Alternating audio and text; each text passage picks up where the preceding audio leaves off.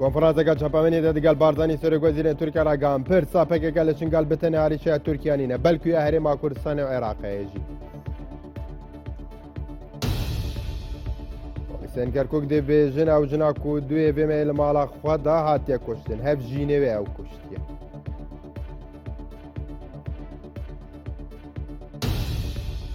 لەک لە ڕۆژهەڵە تا بەغدا چێبوو لە گۆڕ ئامارێن دەستپێکی 12 کەس هاتن کوشتن و پێنجیان دنجی بریندار کرد.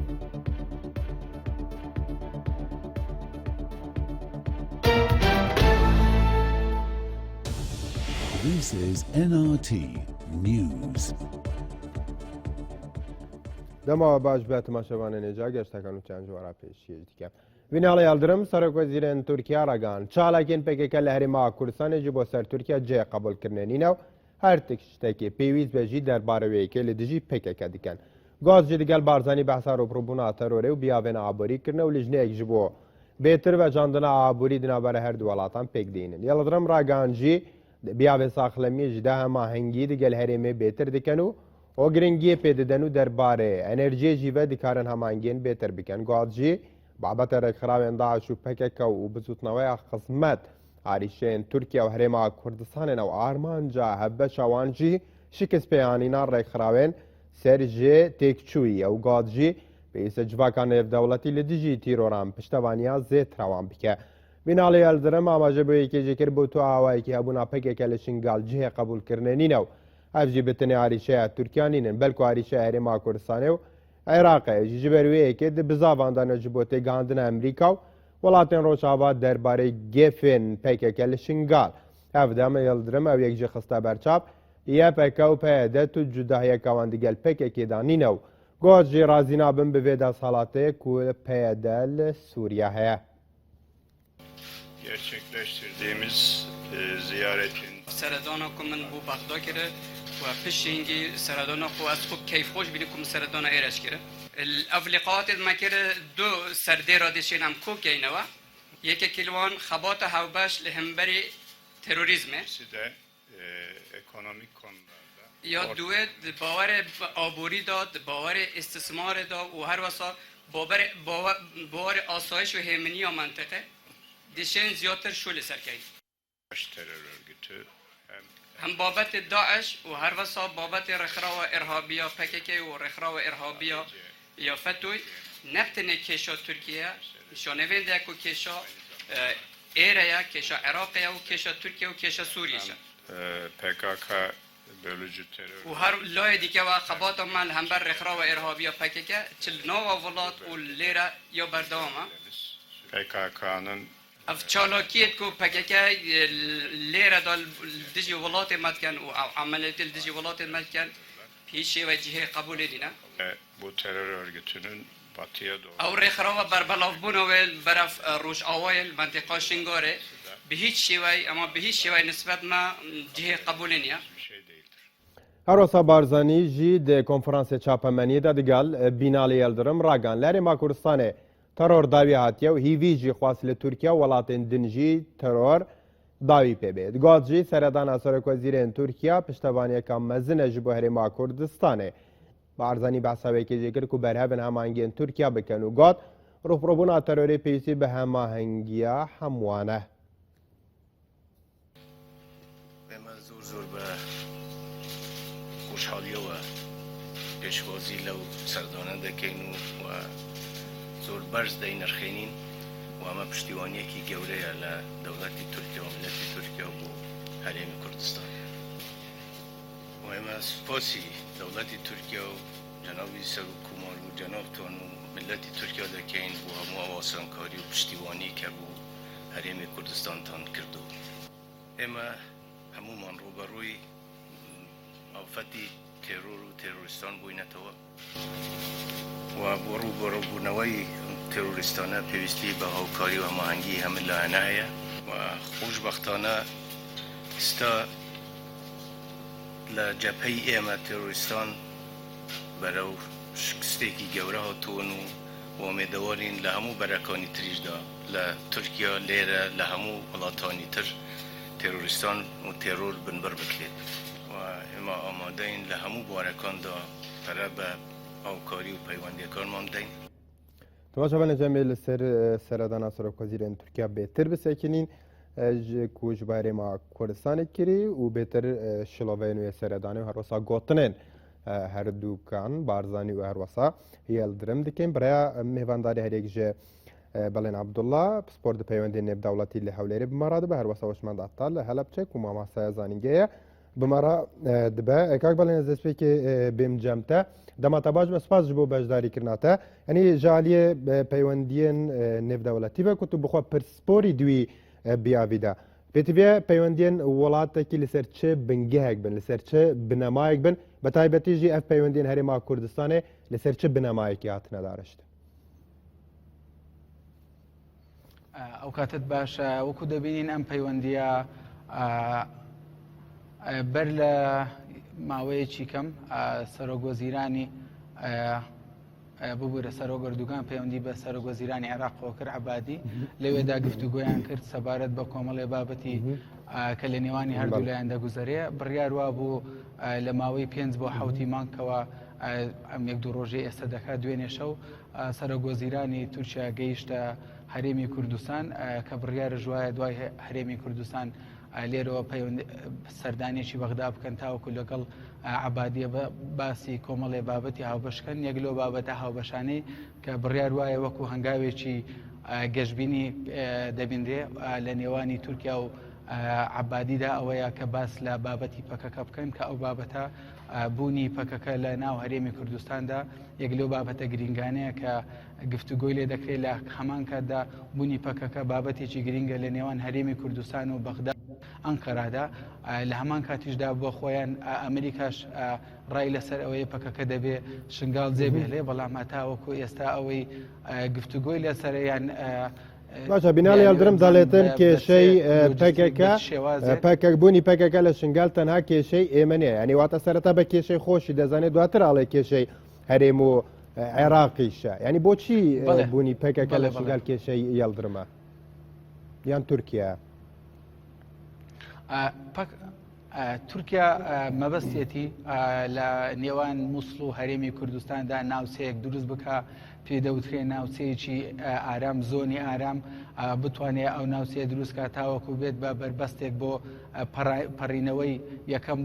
بۆ ئەوەی ڕێگر بێت لە پەڕینەوەی هێزی تونڕە و بەرەو تورکیا دووەم بۆ ئەوەی ببێت بە بەربەستێک تورکیا درستی بکە لەو ناوچەیە بۆیە ئەگەر بەڵێ تورکیا باسی لە بەیانی لەم سەردانەدا باسلەوە نەکراوە تەنانەت باسی ڕێککەوتنی هەردوو وڵاتیش دەکرێت بۆ کشانەوەی هێزەکەی تورکیا کە لە باشیک هەیە بڵێ من باز لەوە ناکەم کە هێزی تورکیا لەو ناوچە ئارامە بێ ئامانجەکە ئەوەیە کە هێزی تورکیا ڕاهێنان بە هێزی پێشمەرگە بکەن و پاشان ناوچەیەکی ئارام لەو نێوانە دروستکەن بە سەرکردایەتی سەرۆک بارزانانی و سەرکردایەتی هێزی پێشمەرگە ئێستا بوونیان لە هەرێمی کوردستان زیاتر ئەوەی من ئاگدار بم لەسەر ئەو بابەتانە قسە دەکەن چۆن ئامادەسازی بکەن وەکو هەنگاویەک بۆ ئامادەسازیە دەبێت پەکەکە لەوێ نەمینێ پاشان زۆنێکی ئارام دروستکەن بە سەرکردایەتی هێزی پێشمەرگە و بە پشتگیری وڵاتی تورکیا لە هەمان کاتیشدا ئەم بوونی پەکەکە بە حکمیەوەی عەبادیش پێشتر داوای کردووە نابێت پەکەکە لە شنگال مینێتەوە سەرۆکی هەرێمی کوردستان سەرۆک بارزانانی داوای کردو دەبێت پەکەکە ئەوێ جێوێڵن پەکەکە من پێم وایە بۆ خۆشی ئامانجی ئەوە نییە تا سەر لەوێ بمێنێتەوە بەڵام ئێستا ئەوەی ماوە لە نێوانەیە پەکەکە ناوێت بە شەڕ شنگال جێبێڵێ بەڵام ئەوەی گرینگە ئێستا بۆ پەکەکە چۆنیەتی دەرچوونیانە لە شنگال پاشان ئەم گفتوگۆیانە دەبێتە هەنگاوێک بۆ دروستکردنی ئەو زۆنە ئارامە ئەمە دەبێت بە هەنگاوی یەکەم بۆ سەردانیکردنی هەرێمی کوردستان هەنگاوی دووەمش ئەوەیە چۆنیەتی پشتگیری هەرێمی کوردستان لەو زۆنەیە و پاشان لەگەڵ بەغدا چۆن ڕێککەوتنێک لەسەر ئەو زۆنە ئارامەیە بکرێ ئەوەش دەبێت پێش ئەوەی بڕوا بۆ بەغدا دەبێت لە هەرێمی کوردستان لەگەڵ سەرۆک بەرزانیە گفتوگویەکی جدی لێ بکەن پاشان دەچنە بەغدا بۆی ڕێککەوتنێک بکرێ لەسەر دروستکردنی ئەو زۆنە ئارامە بەڵام ئەوەی گرینگە ئێستا دەبینین جگە لەوەی کە ئەم سەردانیە هاتووە بۆ هەرێمی کوردستان لە پێناو ئەو زۆنەیە دروستکردنی ئەو زۆنەیە بۆ سونی عێراق تاوەکو لەو زۆنەیە بە ئارامی بتوان بمێننەوە ئامانجێکی دیکەی دەگەڕێمە وڵات کاک بەڵێن کاک کۆسمان دێمە لای جەنابەت ئەم پەیوەندیانەی کە ئێستادا هەیە کەم سەردانە کە بەشێکی پەیوەندی بە هەبوونی پەکەکە و هەروە پەیوەندیە ئابوووریەکان وەک خودی بیناڵی هەڵدرمیش باسی کرا و پەیوەندیانەی کە لە هەرێمی کوردستاندا هەن پەیوەندێکە لە پێناو گەشە پێدانی وڵات بەژاندنەوەی وڵات کە زۆر جار ڕەخنە لە پەیوەندەکانی هەرێمی کوردستان دەگیرێت کە پەیوەندێکی نەتەوەیی نین.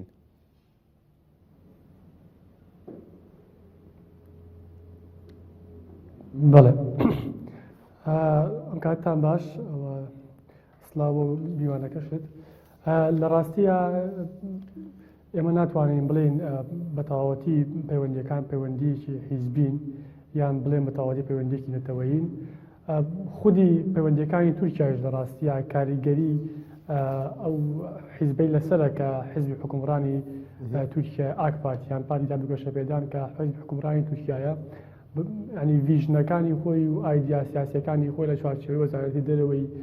تورکیایە پێڕەوەکات. یعنی بۆ هەرێمی کوردستان هەچەند لە پارتی دموکراتی کوردستان حیزبی حکومڕانی بەڕەهایی بەڵام لە ڕاستیە بڕیار بەدەست و کار بەدەستی یەکەم و ئەو هێزەیە کە ناوچێکی استراتیژی گرنگ و هێزەیە کە پەیوەندی خارجیەکان و مەلەفی وزە و مەلەفی دارایی لە دەستی پارتی دموکراتی کوردستانە لەبەرەوە پارتی دموکراتی کوردستان شوێرا بەدووچی ئێستا دەتوانێت نوێنەرایەتی بەشێکی زۆری خەڵکی کوردستان بکات بۆ دانووساندن لەگەڵ دەرەوەی کوردستان چ لە ناوچەکە و چ لە دەرەوەی کوردستانیش. بەڵام ئەوەی کە جێگەی سەرنج و تێبینی ئەوەیە کە تا چەند یەکەم پەیوەندیانە خزمەت بە پرۆژە نەتەوەیی و پرۆژە نیشتیمانیەکانی گەلی کوردەکەن چ لە باشووری کوردستان و چ لە پارچەکانی تری کوردستان. لێرەیە دەبینین کە سیاسیەکان دەکەونە هەڵکێشەیەکی قورسەوە بەڕاستی یعنی ئەو جوگرافیا سیاسی کە باشووری کوردستانی تێکەوتووە بۆ سیاسیەک زۆر ئەستەما کە پەیوەندی لەگەڵ دەرەوە بکار پەیوەندێکی باشی لەگەڵ دراوسەکانی هەبێت لە کاتێکا دۆستی براکانی خۆی بە لە پارچەکانی تری کوردستان. یعنی ئەمڕۆکە دەبینین تووشیا زۆر بە ڕاشکاوی و ئەمڕۆژ لە کۆنگرە ڕۆژنامەنووسیەکەیە بیناڵی یاردرم بە ئاشکرا دووپاتی کردەوە کە پەکەکە و پەیەدە و یەپەگەوانە هیچ جیاوازیەکیان نییە و باسی لەوەش کرد کە داعش و پەیەدە و جەماعەتی فەتحوڵا گوڵەنەوەوانە هەمویان تیرۆریستن لەبەرەوە ئەوان بە ئاشکرا ئاماژەبەوەکەن کە باش ینی باو پرسیارە بکەم بۆچی هەبوونی پێدە لە ڕۆژاوای کوردستان یاخود یەپەکە یاخود هەبوونی پەکەکانی بۆچی ئەمانە هەمویان کێشەی تورکیان ینی بۆچی کێشەی تورکیان لە کاتێکە ئەگەر کێشەیەکە بێ لە ناوخۆی تورکیا ڕەنگە باکووری کوردستان کێشەکانی باکووری کوردستان و پەکێکە بێ لەوێ. پرسیارێکی جوانە لە ڕاستیە خۆی ئەگەر بگەڕێنەوە بۆ ڕابردوو ئەو نیگەرانیانەی کە ئێستا تورکیا لە بەرامبەر ڕۆژئاوای کوردستان هەیەی 20 ساڵ لەمەوە پێشش کاتێک کە هەرێمی دیفاکتۆی باکووری عێراق یا هەرێمی کوردستان دروست بوو هەمان ئەو نیگەرانیانەی هەبوو و خۆتان دەزانن بۆ ماوەی چەندین ساڵ تورکەکان سەرکردەکانی کورد و بنەماڵی تاالبانی بارزانیان بە خێڵەکی ناوەبرد و پیان وا بوو کە ئەمانە دوو خێڵی کوردین شایستەی ئەوە نین کە حکومڕانی وڵاتێک و شایستەی ئەوە نین کە حکومڕانی دەست بەڵام وردە وردە تورکیا لەگەڵ سیاسەتی ئەمری واقعی هەبوونی کورد لە عێراقدا و لە خۆی ڕاهێناوە ئێستا پەیوەندی دووقۆڵەکانی هەولێر و ئەنکارا تۆتە قۆناغێکی وهاوە کە ڕێکەوتی چەندی ساڵی وزە و ناوبەناو لژێرەوەش لەوانەیە ڕێکەوتنی ئەمنیەتی و ڕێکەوتنی ئاسایشیشان هەبێت هەرچی پەیوەندی بە ڕۆژئاوای کوردستانەوە هەیە لە ڕاستیە ڕۆژئاوای کوردستان مەسەلەیەکی چارەنووسازە بە نسبەت کوردی باکووری کوردستان یعنی وەک دەبینین ڕۆژئاوای کوردستان ئەو تێکەڵاوێ کەلچەری و کۆمەڵایەتی کە ڕۆژئاوای کوردستان لەگەڵ باکووری کوردستانایەتی لەگەڵ باشووری کوردستانان نییە یعنی ئەو هێڵەی کە لە قامیشەوە دەست پێکات هەتاوەکو ئەفرین دەمدی بە و دیوە ڕۆژئاوا باشوورەکە خۆیان ناڵێ ڕۆژئاوا باشوور ینی کاوڵاتێکی کرمانج لە قامیش لۆبیا لە نووسەوین بێتە لە سەری خەت و بنی خەت ینی سەرخەت و بنخەت ینی کوردستانی باکووری کوردستانی باشوور ینی هەموو کاریگەریەکان ڕۆژئاوای کوردستان کار دەکات باکووری کوردستانیش هەتاوەکو خودی ئۆجەلانیش کە خەڵکی ڕۆحایە خەڵکی ئورفایە لە کۆبان و لە ناوچەکانی ڕۆژئاوای کوردستان فەلسەفەکە گەشە پێداوە و جەماوەری پەیدا کردووە و بەشێک بەڵێ دەگەڕێمە وڵات کاکوشمەند کاک بەڵێنێنی ئەوەی لە کۆنفرانسە ڕۆژنامەنووسیەکە هەواڵەکە بیسمان دەڵێ زیاتر پەیوەندیەکانی لانی ئابوووریەکەەوە لایانی تەندروستیش لە داهاتوودا تەنانەت لیژنەیەکیش پێک دەهێنرێتن گرنگی پێدێت ینی تورکیا تا چەند پشتیوانی هەرێم بووە تا چەند دەتوانێت پشتیوانی هەرێم بکە وەک بارزانی لە کۆنگرە ڕۆژنامانێکە وتی کە تورکیا پشتیوانی هەرێمی کوردستان بووە. بڵێ بۆ ئەوەی تورکیا بتوانێت هێزێکی کاریگەر بێ لە عێراقا پێویستە پاڵپشتێکی هەبێ بۆ ئەوەی پاڵپشتیش بەدەست بۆچی هەبێ کاریگەر بێ لە عێراقا لە کاتێکە کە وڵاتی خۆنەوە باس لە پاراستنی سەروەری عێراق و هەروەها خاکی عێراق و خاکی تورکیا دەکرێت. بڵێ ئێمە باس لەوە ناکەین تورکیا ڕاستەوخۆ بێ دەستوەردان لە ناو سیاسەتی عێراق بکە بێگومان بەپێی سەناودەوڵەتەکان تورکیا بۆی نییە ڕاستەوخۆ دەستێوەردان بکە لە ناو عێراقدا بۆیە بۆ هاتنی بۆ عێراق سەرەتا بۆکو ئەوەی خۆی بە قانونی بسەلمێنێ لە ڕێی هەرێمی کوردستانە و داوای لێکرا بوو کەوا هێزەکانی بێنێتە باشق پاشان ڕاهێنان بە پێشمەرگەکان بکەن پاشان ئەوە وەکو قۆناغی یەکەمەکو قۆناغی سەربازی دەکرێت لە ڕووی قۆناغی ئابوووریەوە ئەوە دەبینین پەیوەندیەکانی ئێنێرژی نەود لە نێوان هەرێمی کوردستان و تورکیادا ڕۆژ بە ڕۆژ بەرەو پێشەوە دەچێت بۆ ئەوەی بیسەلمێنێ ئەمە واقعی سەرڕای ئەوەی کە بەغداش بە ناشەرعی دەزانێت بەڵام ئەمە بە شێوازێکی یاسایی لە نێوان هەرێمی کوردستان و تورکیادا واژوو کراوە دابینین لە لایەنێکی دیکەش تورکیا دەیەوێت دووبارە خۆی بگەڕێنێتەوە ساحەی سیاسی لە ڕێی پیشاندانی هێزی نەرمەوە کە پێشتر تورکیا زۆر سەرکەوتوو بوو کە تەنانەت دەبینرا وەکو پاشە ڕۆژی ناوچەی ڕۆژهەڵات کە تورکیا هێزی نەرمی بەکاردەهێنا بەرامبەر وڵاتەکانی ڕۆژهەڵاتی ناوەڕاست دووبارە تورکیا پاشەوەی تا ڕادیا دەتوان بڵێم هەرسی هێنا لە سیاسەتی سمارت پاوەر هێزی زیرەک کە ویستی هێزی زیرەک واتە هێزی سەربازی هێزی نەرم بەکاربێنی هێزی نەرمشەوەیە کە تۆ لەگەڵ خەڵکیە هەماهەنگبی پشتگیریان بکەی ئێستا دووبارە دەیە بگەڕێتەوە هەرێمی کوردستان پشتگیری لە ڕۆی تەندروستیەوە ئەمە هێزێکی نەرمە ئەمە وا لە خەڵکی ناوچەکە دەکا خۆشەویستی سۆز بە تورکیا دەربڕن بەو شێوازە هێزی نەرمی تورکیا دووبارە دەتوانێت بگەڕێتەوە ناوچەکە من پێم وانە گەڕانەوە بۆ هێزی زیرەک واتە بەکارهێنانی سەربازی و هەڕەشەی سەربازی و هێزی نەرم تورکیا خۆشبەخت بکە بە حکمی پاشەوەی بینیمان تورکیا لە هێزە میان ڕەویەکەی دابڕا بەرەو هێزی بەکارهێنانی هێزی سەربازی و پیشاندانی عەزەڵاتی خۆی لە ناوچەکەیە وای کرد تورکیا زیاتر بەرەو نائارامی و ناسەقامگیری بڕوا بۆیە تورکیا دووبارە دەیەوێت ئاڕاستەی خۆی بگۆڕێ و یەک لەو هەنگاوانەی کە بەرەو هێزی نەرم بەڵام ئەمە ئاراستەیەکی دروستە بە ئاراشەکردن لە پەکێکە لە پێە دەلەیە پەکە لە ڕێکخراوی خزمەت یعنی ئەم هەڕەشانە ڕێگەیەکە بۆی تونند و تیژەکان لە تورکیا خۆتەواڵۆزێکە لە تورکیا هەیە کەم بکرێنەوە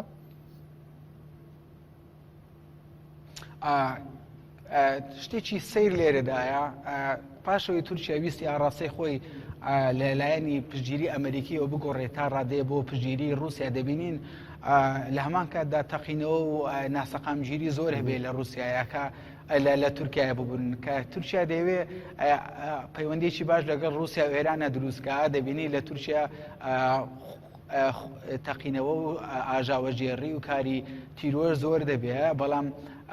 ئەمە مانای ئەوە نییە تورکیا واز بێنێت بەرداری سیاسەتەکانی خۆی بێ ڕاستە من وەکو کوردێک نامەوێ باس لە قومیەتی تورکیا بکەم دژ بە قومیەتی کورد بەڵام من بۆکو هەڵسانگاندنیە بۆ سیاسەتی تورکیا بەڵێ تورکیا بۆ ئەوەی بیاوێ گۆڕانکاریەک لە دەستورەکەی دروست بکە دەبێ ئاژاوەیەک دروستکە یان بە ناوی ئاژاوەیەکەوە وەکو بەڵگەیەک بەکاری بێنێ بۆ گۆڕینی دەستور لەوانش لە ناوبردننی ئەو دژمنەیەکە و دژمنەیە کە پێشتر هاوڕێی جانبەجیانی بوونە بۆ ئەو بەهێزکردنی هێزی نەرمی تورکیا ئەوەش تورکیا بۆ گۆڕینی سیستەمی پارلەمانی بۆ سەرۆکاتی ئەم هەنگاوانە دەگرێتە بەر یاخود بۆ ئەو نەخشیان ئەو گۆڕانکاریکە لە ڕۆژهەڵاتی ناوەڕاستداهێن کە زۆر جار باز دەکرێت تورکیا دەوێت بەهێز دەرکەوێت بە تایبەتیش دوای ڕێککەوتنی رووسیا و ئێران و سووریا بۆ ئاگربەست لە سووریا بەڵێ تورکیا دەوێت دووبارە بگەڕێتەوە ناوچەکە وەکو هێزێکی کاریگەر ئێستا بە حکمی ئەوەی دوای رووسیا هاتە ناوچەکە پاشان ئێرانیش بۆ خۆی پێشوەخت لە ناوچەکەیە تورکیا هێزی کاریگەریەکی زۆر کەم بووە بەڵام ئێستا ئەگەر بە هەماهەنگی کار بکە لەگەڵ ئەو دوو وڵاتەیە عێراقش بۆ خۆی پێشوەخت لەگەڵ ئێرانە هاوپەیمانە ئێرانش ئەگەر رووسیا هاوپەیمانە بۆ ئەوەی تورکیا بە حکمی لە رووسیا نزیک بۆتەوە وەکو هەنگاوێکی بەرەو پێشکردنی سیاسەتی دەروی تورکیا باز لە سیاسەتی ناوی تورکیا ناکەم زارێ بۆ باشترکردنی سیاسەتی دەروی تورکیا دەبێت لەگەڵ عێراق و هەرێمی کوردستان پەیوەندیەکانی باشترکە بەڵام سەبارەت بە ئاسایشی قەومی تورکی ئەمان هەوڵ دەدەن پەکەکە بەکاربێنن وەکو ترسێک بۆ سەرنەتەوەی تورکی ئەگەر ترسێک دروست نەکەیت و ناتوانانی لە ناوە حاڵەتی تەواری ڕابگەێنی ئەگەر نەڵی حاڵەتی تیرۆر هەیە ناتوانانی حاڵەتی تەواری ڕاگەێنی ئەگەر حاڵەتی تەواری ژانەگەێنی تۆ ناتوانانی داوای گۆڕانکاریێک لە دەستورا بکەیت ئەمانە هەموو وەکو زنجیرە ڕووداوێکن لە سیاسەتی ناوخۆی تورکیا هەیە هەرچۆن بەڵێ دەگەڕێمە وڵات کاک بەڵێنگا خۆشمەند سیاسەتی ناوخۆی یاڵدرم سەرەتا بۆ عێراق تا چەند کە پێشووتر ئاڵۆزیلە لە پەیوەندیەکانیانە هەبووە یاخۆت پەیوەندیەکان باش نەبوون بە شێوازێک تێکچوو بوون تا چەند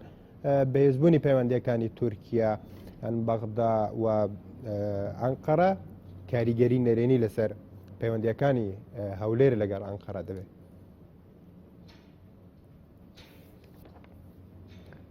بەڵێ خۆی لە ڕاستیە بە درێژایی مێژوو پەیوەندی عێراق بە تایبەتی دوای دروستبووین دەوڵەتی عێراق لەگەڵ تورکیا پەیوەندیەکی دۆست و تەبا بووە تاوەکو دوای 2023 یعنی تاو کاتێک کە لە عێراقدا شیعەکان حکوومەت پێک دێنن زۆرینە بەدەست بهێنن و دەچنە چوارچێوەی مەداری شیعی ئێرانەوە من هاوپەیمانێکی ڕسمی ئێرانی یعنی دەوڵەتی عێراق پەیوەندیەکی هاوسەمی لەگەڵ تورکیا لەگەڵ ئێرانە هەبوو و هەردوو دەوڵەتێک و ئێران و تورکیا هەردووکیان لە ململانەیەکا بوون لەسەر ئەوەی کامیان زیاتر هەژمون و نفوذ و سەیطرەی خۆیان بەسەر عێراق سەپێن بیرمان نەچێت ینی بەغدا هەتاوەکو بۆ ماوەی 4 سەدە سەر بە ئەستەمبول بووە ینی بەغدا و بەسڕە و موسڵمانە هەموو ویلایەتێک بوون لە دەوڵەتی عوسمانی کە لە ئەستەمبولەوە حکومڕانی کراوە لەبەرەوە تورکەکان ئێستاش پێیان وایە کە قوڵایی استراتیژی ئەوان ناوچەکانی وڵاتی شام و عێراق و تاوەکو بچێتەوە حیجاز ئەوانە هەیە ئەوەی کە گرنگە لە ئێستاە ئەوەیە کە بۆ ماوەی چەند ساڵێکە بە تایبەتی دوای ڕاپەڕینەکانی بەهاری عەرەبی و دوای ئەو چەنگە و ناوخۆی و ئاژاوانەی کە لە جیهانی عەرەبدا دروست بوو دەبینین کە عێراقی بە دۆخێکی جیاوازا تێپەڕی ینی بە تایبەتی دوای هاتن ناوەی داعش و ئەو گۆڕانکارە سیاسی و جیۆپۆلیتیکانی کە لە عێراقا ڕوویاوە تورکەکان ینی بەشێکی زۆری پەیوەندیە سیاسی و استراتیژیەکانی خۆیان لەگەڵ هەولێرا بەستووە ینی نامەی وزە وەڕێکەوتنامەکانی تر یەکتێگەشتنەکان پەیوەندیەکانی خۆیان لەگەڵ هەولێرا بەستووە ینی دابڕانێک هەبووە لەگەڵ بەغدا ینی تورکەکان بە هەمیشە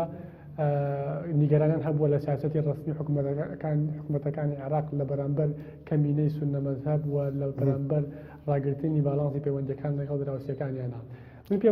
دەگەڕێمە وڵات کۆچمەند میوانێکی دیکەمان ناویشە مادیفەتا کە شارەزای لە کاروباری تورکیادا لە سلێمانی لەگەڵمان دەبێت کاکمادی ئەم کاتت باش سپاس بۆ بەشداریکردنەکەت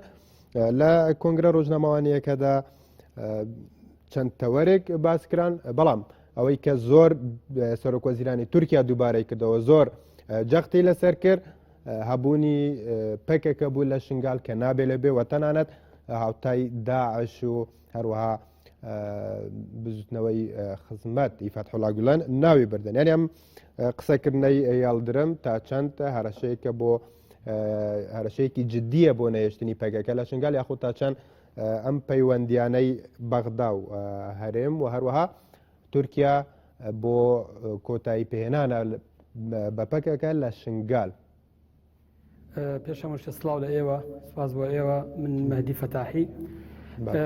دواتر سەبارەت بە هاتنی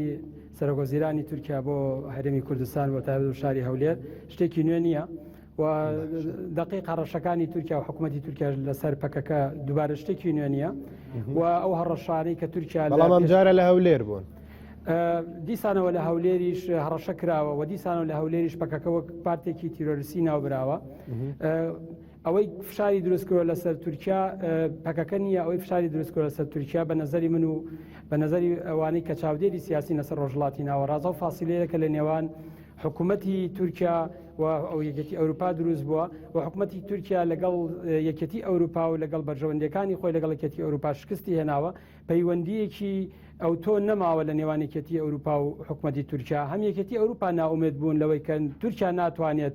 یەکێک بێ لەو ئەندامە کارانەی کە مافەکانی مرۆڤ وە کێشە ناوخۆیەکانی خۆی هەلکە هەم تورکیاش بۆ خۆی لەوە تێگەشتووە ئەو ڕۆڵەی لە ڕۆژڵاتی ناوەڕاست لە بە قازانج و بەرژەوەندی خۆی ئەتوانێت بیبینێ باشترە تا ئەو ڕۆڵەی کە بیوێنێ بەرژەوەندە سیاسی و ئابوووریەکانی خۆی لە یەکەتی ئەوروپادا بەدی بێنێت ئەمە وای کردو تورکیا بۆ خۆی زیاتر گرنگی بە ڕۆژڵاتی ناوەڕاست ئەدات و یەک شت لەو کۆبنەوە ڕۆژنامەوانیە کە بەڕاستی منی نیگەران کرد و منۆکو کوردێک دەتوانم قسە بکەم و ناتوانم لە نێوان سەرۆگۆزیرانی تورکیا کە کاریگەریەکی خراپیان دش بە مافەکانی مرۆڤەیە لە کوردستان بە تایبەتگەلی کورد بێلایەن بم ئەوەیە کە لە پایتەختی هەرێمی کوردستان و لە بەردەم کەسێکە کە خۆی بە سەرۆکی هەرێمی کوردستانە پارتێکی سیاسی شۆڕژگێر کە ساڵهای ساڵا خەواتەکە بۆ ڕزگاری گەلێک بە تیرۆریزم ناوەبات. گلەی ئێمە و من بۆ خۆم ئەوەیە لە هەرێمی کوردستان و بە تایبەت لە پارتی دیموکراتی کوردستان و لە سەرۆکی پارتی دیموکراتی کوردستان نابێ بە نوێنەرایەتی تورکیا هیچ ڕۆڵێک ببینێ دژ بە پارتی کرێکارانی کوردستان. ئەوەی کە بە یاساگەری ئێمە سەری پەکەکە بکەین و لە چوارچەوەی عێراقدا ڕێگەی پێ نەدراوە ڕۆڵ و دەوری خۆی ببینێت چ لە ڕووی سیاسی و چ لە ڕووی ئیداریەوە بەڵام ئەوەی کە وای کردە پەکەکە بێتە ناوچەکە و ئێستا بۆ بە کێشە بۆ تورکیا بۆ پارتی ئەوە کەم تەرخەمی پارتی بوو و ئەوە باشە پێێتەوە بۆچی کێشەیە بۆ تورکیا ئاخر پەکەکەی سا ڕۆڵی هەیە پەکەکەی سا هێزی هەیە پەکەکەی سا لە ئاستی نێودەوڵەتی و ناوچەیی و باشەکەواتە بۆچی پەکەکە دەبێت لە شنگال بێ لە کاتێکە کە پێشمەرگەش پێشتر چوتە کۆبانێ و گەڕاوەتەوە و بۆچی بیانوێ با بەدەست تورکیاوە بۆی هەم بێتە شنگال یاخۆت هەم هەڕەشە بکە. خۆی با ئێمە بگەڕێنەوە بۆ چەند ساڵ پێش کە تورکیا چ ڕۆڵێکی خراپی بینی لە یارمەتیدانی داعش و تەواوی یەکێتی ئەوروپا و وڵاتانی زلهێز خاوەن بڕیار لە دنیادا نیگەرانی خۆیانیان نیشاندا ئەوەی تورکیا کردی دش بە نارانی داعش و دوش بە دوژمنانی داعش بۆ خۆی وڵاتانی ئیسلامی گروپە تیرۆریستەکان کە بەیعەتیان بە داعشدان نەیان کرد. تازە تورکیا باسی تیرۆریستەکە لە ڕوانگەی کوردەوە تیرۆریست شتێکی ترە و لە ڕوانگەی تورکیاوە تیرۆریست شتێکی ترە. تورکیا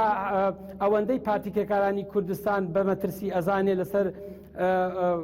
بەرژەوەندیەکانی خۆی ئەوەندە داعش و گروپە تیرۆریستە ئیسلامیەکان بە مەترسی نازانێت بۆیە لێرە ئەبێ ئێمە وەکو کورد وەکو سیاسیەکانی کوردە باشووری کوردستان ئەوە جیا بکەینەوە بۆچی سەرۆگۆزیرانی تورکیا دێت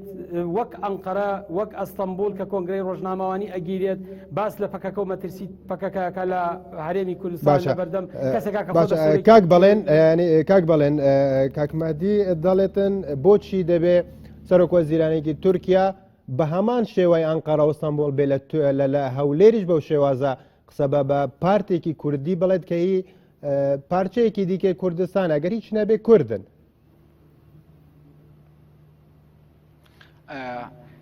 لێرەدا ئەو گفتوگویانی لە نێوان هەرێمی کوردستان و تورکیا دەکرێت گفتوگویەک نییە لەسەر بنەمای نەتەوایەتی بەڵکو ئەمە گفتوگویەکە تێگەیشتنیەکە لە نێوان دوو وڵات هەرێمی کوردستان وەکو هەرێمێک قسە دەکا پارتی ناتوانێت وەکو حزبێک بە ناوی حزبێکەوە قسە بکە دەکرێت وەکو حزب پەیوەندی ناڕەسمی هەبێ لەگەڵ پەکەکەیە بە حکمی ئەوەی پەکەکە ئێستا بۆ خۆی نەیاری تورکیایە پەکەکە مەترسیە بۆ سەر تورکیا بۆ سەر دەوڵەتی تورکیا خۆڕاستە پەکەکە بۆ خۆ کوردن و کوردیش قەومێکی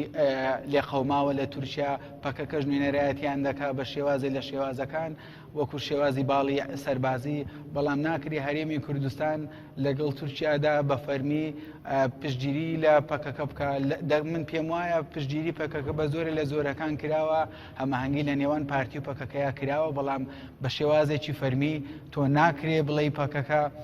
دۆستی منە من هاوکاری پەکەکەم کردویان پەکەکە هاوکاری منی کردووە بەڵێ دەستخۆشی لە پەکەکە کراوە کاتێکەوەتە بۆچی پارتی تۆمەتبارە کرێ بەوەی کە هاوشێوەی تورکیا لە دژی پەکەکەیە ئەم پەیوەندی ڕسمیانە بەو زۆرە دەبێت تۆ ناکرێت پەکەکە وەکو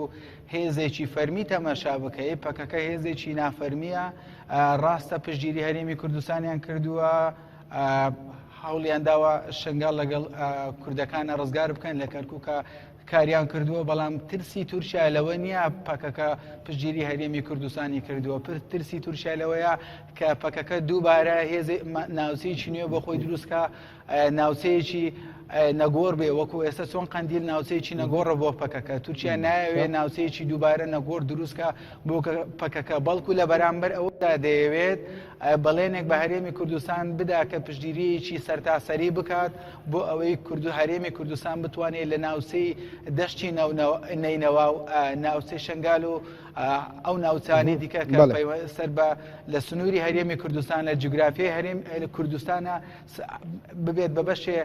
لە ژێر سەرکردایەتی هەرێمی کوردستان ئەمەش دەستکەوتێکی گەورەیە بۆ هەرێمی کوردستان کەواتە کاک مادی دەگەڕێمە وڵات کاک بەڵێن کاک مادی کەواتە لە هەرێمی کوردستان ینی بیناڵی هەڵدرم بۆیە ئەو هەڕەشانە دەکە یاخۆت کە دەڵێ ناب ئەو هێرشانەی لە خاکی هەرێمی کوردستانەوە بۆ سەر تورکیا دەکرێن جێگەی قبولکردن نین واتە پەکەکە لەسەر خاکی هەرێمی کوردستان باشووری کوردستان هێرشەکاتە سەر تورکیا بۆیە ویش بەو شێوازە قسە دەکا خۆی معلومە کە ئەمە هەمووی پاساوە بۆ قسانەی کە بەڕێزانەی کات پێش هەموو شتێک پەیوەندی نێوان تورکیا و شتێک نییە بەناو پەیوەندی نێوان تورکیا و حکوومەتی هەرێمی کوردستان و لە 25 ساڵی ڕابردوودا ئەحزابی سیاسی بەتایبەت پارتی یەکێتی و بەتایبەتتریش پارتی لەگەڵ تورکیا ئەوەی ئیسپات کردووە ئەو پەیوەندیەکی نەک لەسەر ئاسی حزبیش نزمترە بگرە لەسەر ئاسی شخصیە دواتر بەرژەوەندی هەرێمی کوردستان لەگەڵ تورکیا چی بێت چ دەستکەوتێک هەبووە لە تەواوی ئەو پەیوەندیەتن و تۆڵانەی کە هەرێمی کوردستان لەگەڵ بەشێک لە هەرێمی کوردستان پەیوەندی هەبوو ئەو بەشێش کوردستان و بنەماڵی بارزانی بە دەستنیشانکراوی ئەوان نوێنەرایەتی ئەەکەن ئەوەی کە لێرا جێگەی گومانەوە ئەوەی جێگەی مەترسیە تەسلیمبوونی سیاست و بەرژەوەندیەکانی خەڵک و هەرێمی کوردستانە بە تورکیا بەبێ هیچ لە بەرچاوگرتنی بەرژەوەندی خەڵکی هەرێمی کوردستان ینی تورکیا هاتووەتە ناوچەکەەوە ئەوێت چی بڵێت ئەوێ بڵێ پەکەکە مەترسیە ئەوێ بڵێ پەکەکە کێشەتان بە دروستەکە ئەی باشە خۆ لە ڕۆژاوای کوردستان پێدە سەرکەوتووە وڵاتانی زلهێز بەڕاستە و خۆ معاملەی لەگەڵاکەن دانیان پیاناوە ئەو بۆ مەترسیە زانێ بەڵام بینالی هەڵدرماڵێت هیچ جیاوازیەکی نییە لەگەڵ یەپەکە و پەیەدە پەکەکە هیچ جیاوازیەکیان نییە و هەمان سیاسەتەکانی پەکەکە لە ڕێگەی پەیەدە و یەپەکەوە لە ڕۆژاوای کوردستان جێبەجێ دەکرێن بۆیە بە مەترسی ئەوان تا ڕادەیەک ڕازگۆن لەگەڵ خۆیان و ڕازگۆن لەگەڵ ڕایگشتیدا و ڕازگۆن لەگەڵ خەڵکی خۆیان ئەوە ئێمەین وەکو کورد پاساوەهێنینەوە بۆ ئەوەی کە چۆن معاملە لەگەڵ پەکەکە بکەین ئەوە ئێمەین پەکەکە وەکو هێزێکی سیاسی شۆڕژگێر ناناسین ئەوە ئێمەین لە دانیشتنەکانە لەگەڵ تورکیا و لەگەڵ وڵاتانی دەوروبەرە معاملەیەکی ئینسانی معاملەیەکی ئەخلاقی سیاسی ناکەین ئەوە ئێمەین لەسەر مێزی گفتوگۆ هەموو شتێکە دۆڕێنین جگە لەو کۆمەڵە تەسویر و جگە لە کۆمەڵە وێنانەی کە بە خەڵکی ئەفرۆشینەوە دەرخواتی خەڵکی ئەدەین تورکیا لە مێژووی خۆیدا نەک لە مێژووی 100 ساڵی ڕابردووی خۆیدا لە زمانی سەڵتەنەتی عوسمانیشتا زۆر باش ڕازگۆیانە معاملەی لەگەڵ خۆی و بەرژەوەندەکانی خۆی و خەڵکی خۆی کردووە قسە لەسەر ئەوە نییە وەزیری سەرۆکوەزیرانی تورکیا هاتۆتە هەولێر چیە قسە لەسەر ئەوەیە ئێمە وەکو ڕۆژنامەوان ئێمە وەکو سیاسی ئێمە وەکو کورد ئێمە وەکو بەشێک لە ململانە سیاسی کە لە ناوچەکە بووین بە شەریک چۆن مامەڵە بکەین کورد یاریکەرێکی لاوازە ئەوەی لە ناوچەکە ڕۆدات بەڕاستی زلهێزان و دەوڵەتانی زلهێزی لە پشتە ئەوە تورکیا فەشەلی هێنا لە ئەو شەڕێک کە لەگەڵ سووریا کردی ئەوە تورکیا فەشەلی هێنا لەو بەرەی کە دژ بە ڕووسیا بوو لەمانە هەمووی تورکیا گەڕاوەتەوە سەر ئەوەی کە چی بکات و چۆن پەیوەندەکانی خۆی دووبارە سەر لە نوێ ببەستێتەوە و چۆن بتوانێت ئەو زەرەرەی کردی لە نیوە بیگەڕێنێتەوە سەرۆکوەزیرانی تورکیا هاتووەتە هەرێمی کوردستان ئەوێ چی بە خەڵکی کورد بڵێت ئەی خەڵکی کورد بۆ پرسیار ناکە ئایا بەیوەندی نێوان هەرێمی کوردستان و تورکیا چ بەرژەوەندی قازانجێکیە بووە من لەگەڵەوە هاوڕە عەزیزەم نیم کە لە هەولێرەوە قسەیەکە ئەڵێ ئەوە پەیوەندی نێوان دوو وڵات یا دوو هەرێمە نەخێر ئەمە پەیوەندی نێوان تەنانەت هەرێمی کوردستان هەتاوە کوێسان نوێنەرێتێکی ڕەسمی لەناو حکومەتی تورکیا نیە لە کاتێکە حکومەتی تورکیا خۆسوگەری لە مووسڵ هەبوو لە هەولێر هەیەتی لە سلێمانی و لە کەرکووکیش لە بەغاشەیەتی لە بەسڕێشەیەتی ئەوە تورکیایە ئەوێ کورد و خەڵکی کوردستان نەک هەر لە تورکیا لە باشووری کوردستان لە بەشەکانی تەسلیمی بن ئەوە تورکیایە بە پلاندانێ بۆ ئەوەی چۆن مامەڵە لەگەڵ ئێمە بکە و چۆن ئێمە بەرژەوەندەکانی ئێمە بک بە قوربانی بەڵێ دەگەرم وڵاتە با کاک هۆشمەت وەرگین کاک هۆشمەت تورکیا لەم لێوەندەدا تورکیا دەوێت لەسەر مێزی گفتوگۆش وجودی هەبێ لە یەکلایکردنەوەی کێشەکان لە عێراقدا و لە هەرێمی کوردستان؟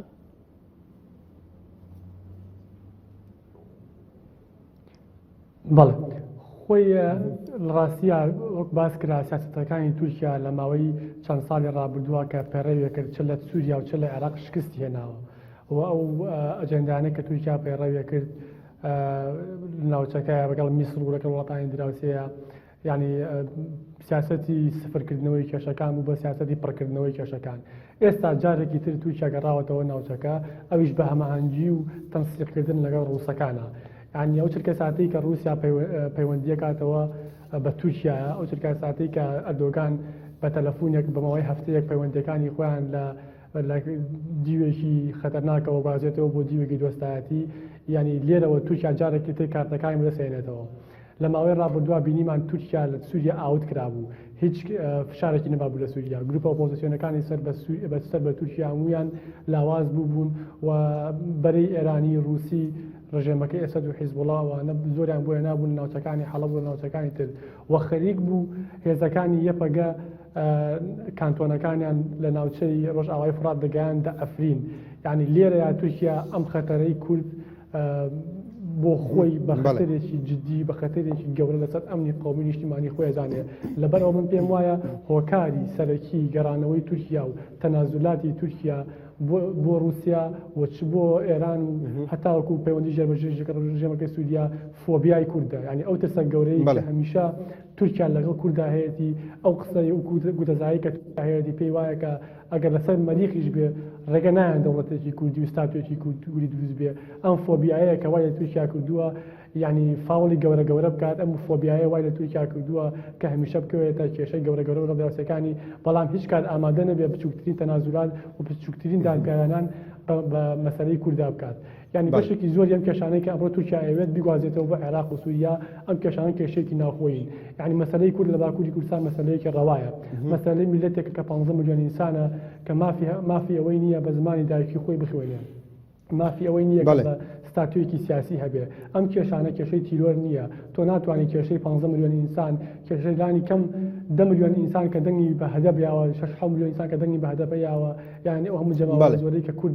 لە ڕۆژئاوای تورکیا لە ئیزمیر و لە ئەستانبول هەیەی ناتوانانی بڵێمان هەمە تیرۆریستن. میلەتێک کە خەباتەکە ماف و ئازادی و سەربەستی خۆی تیرۆریست نییە. ئەوە میلەتێکە کە هەوڵ بۆ بەدەستهێنانی مافە سیاسی و مافە مەدەنی و کەلتوریەکانی خۆیدات. بەڵێ کاک بەڵێن مامەستا مەدیان کاک مەدیان ماژەی بەوەدا کە یەڵدرم دەیەوێت چی بە کورد بڵێ لە باشوور لە هەولێرەوە، ینی چه سوودێکی بۆ کورد هەیە لە هەرێمی کوردستاندا ئەم سەردانەوە ئەم دانیشتنە چ سوودێکی بۆ کوردانی باشوور هەیە، بۆ هەرێمی کوردستان هەیە؟ لە کاتێکە بیناری هەڵدرم هاتۆتە هەرێمی کوردستان ئێمە پێمان وانە بێ پشتگیری هەمووی تورکیای لەگەڵدایە بە حکمی ئەوەی کە یەڵدرم هاتۆتە تورکیا بە زۆرە لە زۆرەکان دووبارە شەرعیە دەدات بە هەرێمی کوردستان، پشتگیرێکی نوێ بۆ هەرێمی کوردستان، داوا لە نەتەوەکەیەکە میلەتەکەیەکە کە ئێمە لەگەڵ هەرێمی کوردستانین، ئەمانە دەستکەوتن بۆ هەرێمی کوردستان. باشە بەڵام کاک بەڵێنانی لە کاتێکە لە هەرێمی کوردستان هەولێر هەرێمی کوردستان لە مەترسی داعش ئەو کاتێککە داعش هێرشی کردووە مەترسی بۆ هەرێم هەبوو، تەنان دەبەر پرسە حکومیەکانی شتیان تورکیا بەدەم داواکاری ئێمەوە نهاتوە، هاوکاری نەکردین لەوەی کە بمان پارێزێ. ئێمە هیزن و کۆڵی لەوە ناکەین کە تورکیا نەمانی پاراستوە، بەڵام ئێستا دەکرێت ئەمەشای بکەم و خۆناغێکی دیکە ئەمە لە سیاسەتە شتێکی زۆر تەندروستە. هەرچ کاتێک کە بەرژەوندەکان با دوور نەڕۆین تەمەشای تورکیا و رووسیا بکەین، دژنایەتیەکی زۆر ڕاستەوخۆیانە بۆ پاشان ئێستا بوونەتە هاوپەیمانێکی ڕاستەوخۆ. لە سیاسەتە بەرژەوەندیەکان هەڵبەز و دابەزە. ئێستا کە تورکیا هاتووە بەرژەوەندی هیچی خۆی هەیە بۆ ئەوەی زۆنێکی شەرعی دروست بکە بۆ هەرێمی کوردستان کە ناوچە کوردستانیەکانە، کە لێرەدا ئێمە خەمی گەورەمانەوەی ناوچە کوردستانیەکان بگەڕێنەوە سەر هەرێم. کارێکی شەرعی ئەوە با ئەو بزانین لە هەمان کاتدا با ئەو خاڵەم تەواو بکەم. بەڵێ ببوورەوە و خاڵە تەواو بکەم دووبارە دەگەڕێمە لای جەنابەت بەڵێ. لە تورکیایە ناسیۆنالیزمە تورکیەکان پێیان ناخۆشە یڵدرم هاتووە پشتگیری هەرێمی کوردستانەکە یڵدرم هاتووە شەرعیەت بە هەرێمی کوردستان بدا خۆ ئەگەر منش لەگەڵ ئەوە دام هەرێمی کوردستان چ قازانجێکی هەیە بە پەکەکە بڵێ ئێوە بڕۆ دەرەوە قازانجەکان لێرەدا لەم خاڵانن خاڵانی خوارەوەن یەکەم پەکەکە ئەگەر بێت و شنگال جێ بێڵێ پەکەکە دەیسەلمێنێ کە ئەمە هێزێکی